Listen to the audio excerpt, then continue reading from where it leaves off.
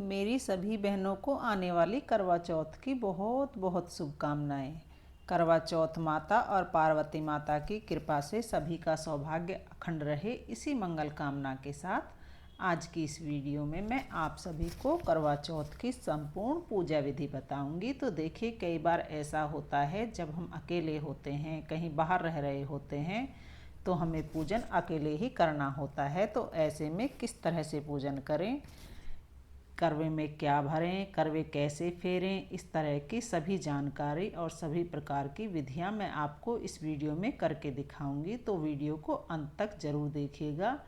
इस वर्ष यानी 2024 में करवा चौथ का व्रत 20 अक्टूबर दिन रविवार को रखा जाएगा और सभी सुहागिन महिलाएं पूरे दिन निर्जल निराहार रहकर व्रत रखेंगी और शाम के समय करवा चौथ माता की पूजा करके चंद्रमा को अर्घ देने के बाद ही व्रत का पारण करेंगी। तो चलिए अब हम देख लेते हैं कि हमें पूजा कैसे करनी है। करवा चौथ वाले दिन सबसे पहले नहा धोकर पूरे 16 श्रृंगार कर लें।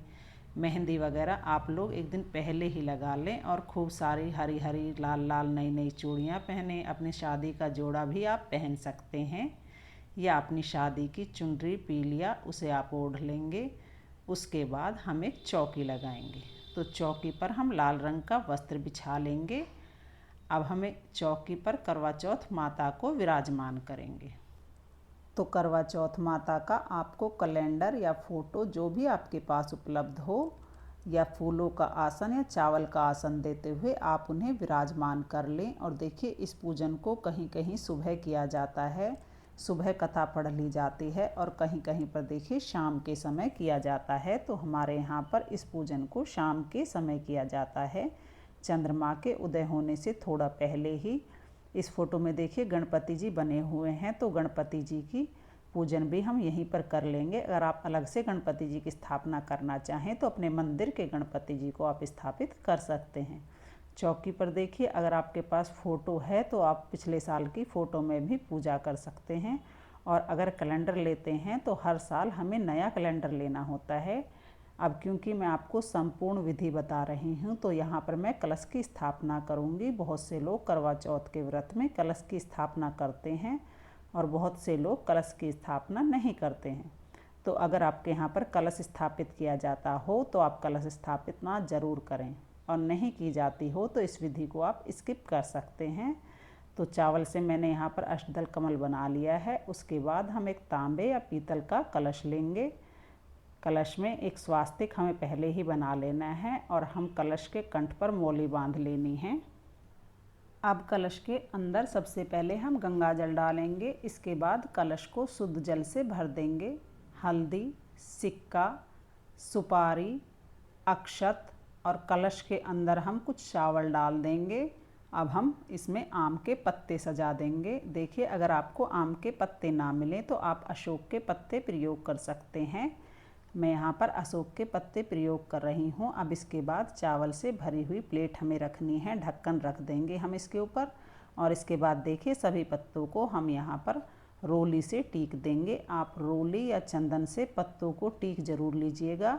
अब हमारा कलश तैयार हो गया है और इसे हम अष्टदल कमल के ऊपर रख देंगे। चावलों से भरी एक प्लेट पर एक शुद्ध देसी घी का दीपक रखकर हम उसे प्रज्वलित कर देंगे। अब हम 2 गेहूं की छोटी छोटी ढेरियाँ लगा लेंगे। इस तरह से देखिए, हमें 2 करवे चाहिए, तो अकेले पूजन करना है तो 2 करवे चाहिए होते हैं। इस तरह से हॉल होता है करवे में। तो यहाँ पर मैंने सजे हुए करवे लिए हैं। आप सिंपल करवे भी ले सकते हैं। और यहाँ पर बहुत सी जगह देखिए एक पीतल का और एक मिट्टी का करवा लिया जाता है। तो जैसे भी आपके यहाँ करवे लिए जाते हों, आप उस तरह से करवों को रख लें। और एक करवे में हमारे यहाँ ड्राई फ्रूट और मिठाई भरी जाती है, तो मैं यहाँ पर ड्राई फ्रूट, बतासे और मिठाई भर दूँगी। और एक करवे में हमारे यहाँ पर जल भरा जाता है।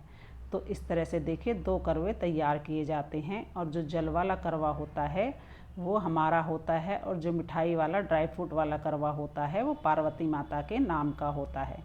तो अगर आप अकेले होंगे तो देखिए, पार्वती माता से आप करवे को बदल लेंगे, करवे को फेर लेंगे। देखिए, जो जल वाला करवा होता है उसमें कॉटन लगा लेनी है उसके छेद पर, और बहुत सी जगह सीक लगा ली जाती है, सीक आती है वह लगाई जाती है। और इस जल वाले करमे से हमें चंद्रमा को अर्घ देना होता है। तो इसमें मैंने चांदी का सिक्का डाल दिया है। आप चाहें तो इसमें चांदी का कोई छल्ला भी डाल सकते हैं। अब इन करवों को हम ढक्कन से बंद कर देंगे। गेहूं की ढेरी के ऊपर करवों को स्थापित कर देंगे। तो इस तरह से हमारे दोनों करवे तैयार हो गए हैं। अब गंगा जल और फूल की सहायता से हम सभी को छीट देंगे। स्नान की भावना से और वस्त्र की भावना से यहाँ पर देखिए हम सभी को कलावा अर्पित कर देंगे। करवा माता को यहाँ पर लाल रंग की चुनरी में समर्पित कर दूंगी। तो नवरात्रि में जो चुनरी आती है हम वही ले लेंगे और करवा माता को इस तरह से उड़ा देंगे। अब इसके बाद गणपति जी का, करवा चौथ माता का, चंद्रदेव का, सूर्यदेव का फोटो में जितने भी सभी देवी देवता विद्यमान हैं सभी को हम तिलक कर देंगे। तो देखिए क्षेत्र के हिसाब से करवा चौथ की जो पूजन विधि है उसमें थोड़ा बहुत फ़र्क हो जाता है। अगर आपके घर पर कोई बड़ा बूढ़ा बताने वाला नहीं हो तो आप इस विधि से देखिए पूजन कर सकते हैं। और देखिए अगर आप 2 जन पूजा कर रहे हैं तो कुछ रिश्ते ऐसे होते हैं जिनमें आपस में करवे बदल लिए जाते हैं, तो वह है मैं आपको बता दूंगी। ऐसे में देखिए अगर 2 लोग पूजा कर रहे हैं तो आपको एक ही करवा अपना तैयार करना होगा, 2 नहीं करने होंगे। तो यहाँ पर गणपति जी को मैंने जनेऊ समर्पित कर दिया है। अगर आपके पास डेकोरेटेड करवे हैं, लैस लगी हुई हैं, तो आप चाहें तो कलावे को कंठ में बांध सकते हैं। अगर ना बांधना चाहें तो ना बांधें, यहाँ पर मैं बांध रही हूँ। इसके बाद करवों को हम टीक देंगे और जो दीप कलश तैयार किया है दीपक, उसका भी हम पूजन कर लेंगे। गणपति जी को यहाँ पर आप पुष्प सबसे पहले समर्पित करें। उसके बाद देखिए जो पुष्प आपके पास हो तो आप सभी को समर्पित करें। अगर पुष्प ना हो तो बिना पुष्पों के भी आप पूजन कर सकते हैं। अब करवा माता को यहाँ पर सुहाग का सामान हम भेंट करेंगे। तो इस तरह से करवा माता को छुआते हुए हम उन्हें सुहाग का सामान समर्पित कर देंगे और यहाँ पर एक बिंदी निकाल कर हम करवा माता को लगा देंगे। अब देखिए दान दक्षिणा के रूप में यहाँ पर आप किसी भी तरह का कोई अनाज ले सकते हैं। यहाँ पर मैंने गेहूँ लिया है, यथासंभव आप कुछ पैसे या रुपये रख लें तो आप बाजरा भी ले सकते हैं, चावल भी ले सकते हैं। इसके बाद जो देखिए मिठाई आपने मार्केट से मंगाई है या घर पर बनाई है, जो भी पकवान आपने घर पर बनाए हैं उन्हें आप करवा चौथ माता को भोग स्वरूप अर्पित करें। और उसके ऊपर देखिए करवों के ऊपर भी हमें थोड़ा थोड़ा मीठा ज़रूर रख देना है, खाली करवे नहीं छोड़ने हैं। अब इसके साथ जो भी घर पर ऋतु फल उपलब्ध हो उनका भोग आप माँ को समर्पित करें। इसके साथ ही देखिए सुहाग की जब भी हम कोई पूजा करते हैं तो सासू माँ का बायना ज़रूर निकाल। तो देखिए इसके लिए आप सासू माँ को जो साड़ी पहनती हूँ तो साड़ी या सूट ले लें। इसके साथ ही श्रृंगार की सामग्री और यथासंभव दक्षिणा उसमें अवश्य रख ले। इस सामान को देखिए यहीं चौकी पर हम रख लेंगे और चंद्रदेव के पूजन के बाद सासू माँ को इसे दे देंगे। अब 1 लोटा जल भरकर हम रख लेंगे और हाथ में गेहूं के या चावल के दाने लेकर करवा चौथ माता की व्रत कथा को पढ़ लेंगे। देखिए बिना व्रत कथा पढ़े या सुने यह व्रत अधूरा माना जाता है, तो आप कथा ज़रूर पढ़ें या सुने। और देखिए अगर साथ में कोई पूजन कर रहा है तो कोई कथा पढ़ता है तो कोई सुनता है तो काफ़ी अच्छा लगता है। और अब हमारी कथा संपन्न हो गई है। तो हाथ में जो चावल के दाने हैं उसमें से कुछ दाने करवा चौथ माता के समक्ष छोड़ देंगे, कुछ जल के लोटे में डाल लेंगे और थोड़े से दाने हम अपने साड़ी या चुनरी या पीलिया जो भी आपने ओढ़ाया है उसके पल्लू के छोर में आप बांध लीजिए। और जब चंद्रदेव को अर्घ देंगे तब ये गेहूं के दाने अपने कलश में डालकर हम चंद्रमा को अर्घ दे देंगे। अब देखिए बहुत सी जगह करवा चौथ की व्रत कथा दिन में पढ़ी जाती है और बहुत सी जगह शाम को। अगर आपके यहाँ पर दिन में पढ़ी जाती है तो कथा, तो इस जल के लोटे को आप सूर्यदेव को अर्घ दे देंगे। अगर शाम को पढ़ी जाती है तो चंद्रदेव को इस जल के कलश से हम अर्घ दे देंगे।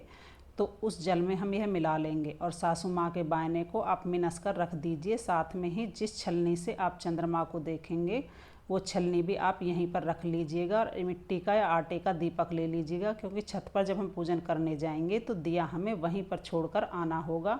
और छलनी नई होना ज़रूरी नहीं है, अगर पिछले साल की छलनी है तो उसे भी आप यूज़ कर सकते हैं।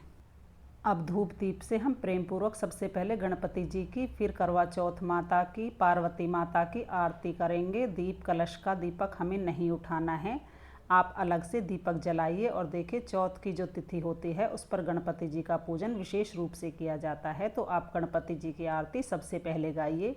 अगर आपको कोई आरती नहीं आती है तो आप मन ही मन गणपति जी का, पार्वती माता का, करवा चौथ माता का ध्यान धरते हुए दीपक को इस तरह से ओम की आकृति में घुमाकर भी आप आरती कर सकते हैं। उसके बाद देखिए हमें करवा फेरना होता है, तो इसमें जो जल का कलश है वो हमारा है और जो मीठा करवा है वह पार्वती माता के नाम का है। तो इस तरह से हाथों को क्रॉस करते हुए हम 7 बार करवा को फेरना होता है। और इस बात का विशेष ध्यान रखिए कि करवे आपस में टकराने नहीं चाहिए। और करवों को आपस में फेरते हुए हमें बोलते जाना है, पार्वती माता सुहाग दे, यानी पार्वती माता सुहाग जैसे अमर है उसी तरह से हमारा सुहाग भी अमर रहे। तो ऐसी मंगल कामना के साथ हम 7 बार इन करवों को फेरते हैं। और 7 बार देखिए, जहाँ पर पार्वती माता का करवा था वहाँ आपका आ जाएगा, और जहाँ पर आपका करवा था वहाँ पर पार्वती माता का आ जाएगा। और देखिए, अगर आप देवरानी, जेठानी, बहन या सहेली के साथ पूजन कर रहे हैं तो आप करवों को आपस में फेर सकते हैं। और माँ के साथ और सासू माँ के साथ करवों को नहीं फेरा जाता है। अब देखिए, अगर आपने सिर्फ एक करवा लिया है तो फिर हम क्या करेंगे, इस करवे को इस तरह से हाथ में ले लेंगे और करवा चौथ माता की तरफ दिखाते हुए 7 बार करवे को फेर लेंगे और साथ में बोलते जाएंगे, पार्वती माता सुहाग दे, पार्वती माता सुहाग दे। और देखिए, हर जगह करवा नहीं फेरा जाता है, किसी किसी यहाँ करवे फेरते हैं, किसी किसी के यहाँ पर नहीं फेरते। और अब चंद्रदेव का पूजन हम कर लेंगे, अर्घ वगैरह दे देंगे। तो देखिए, जब सुहाग जरूर लेना है करवा चौथ माता से, तो इस तरह अपने साड़ी के पल्लू में आप अपनी शादी का सिंदूर रखकर 5 या 7 बार सबसे पहले करवा चौथ माता को अर्पित करें। और जितनी बार आप उन्हें सिंदूर लगाएंगे उतनी बार आपको उनसे लेना है, तो अपनी मांग में सजा लेना है। इसके बाद पार्वती माता से, करवा चौथ माता से अपने पति की लंबी उम्र की कामना कर लेंगे। तो इस पूजन के बाद देखिए, हमें चंद्र पूजन करना होता है, चंद्रमा को अर्घ देना है। इसके बाद पति पूजन और सासू माँ को बायना देकर हम व्रत का पारण करेंगे। और अगर आपकी सासू माँ से दूर रहती हैं तो इसे आप मिनस कर रख दीजिएगा, जब भी आप उनसे मिले उन्हें दे दीजिएगा। और जो सुहाग का सामान हमने समर्पित किया है उसे आप अपनी नंद, जेठानी या पंडिताइन को दे सकते हैं। और इनमें से 1-2 चीज़ें सुहाग की आप अपने लिए प्रसाद स्वरूप रख लें। और देखिए, अगर आपके साथ बड़े बुजुर्ग रहते हैं तो बहुत अच्छी बात है, सभी के चरण स्पर्श, अपने से बड़ों का आशीर्वाद लें। और तो फ्रेंड्स, करवा चौथ व्रत की है सरल सी पूजा विधि आपको कैसी लगी कमेंट करके ज़रूर बताना। और अगर आपको वीडियो थोड़ी सी भी यूज़फुल लगी हो, थोड़ी सी भी पसंद आई हो, तो प्लीज़ वीडियो को लाइक कर देना। और मेरे साथ जुड़े रहने के लिए, इसी तरह वीडियो देखने के लिए मेरे चैनल को सब्सक्राइब कर लेना। करवा चौथ माता की कृपा आप सभी पर सदैव बनी रहे, इसी कामना के साथ फिर मिलते हैं नेक्स्ट वीडियो में। तब तक के लिए राधे राधे।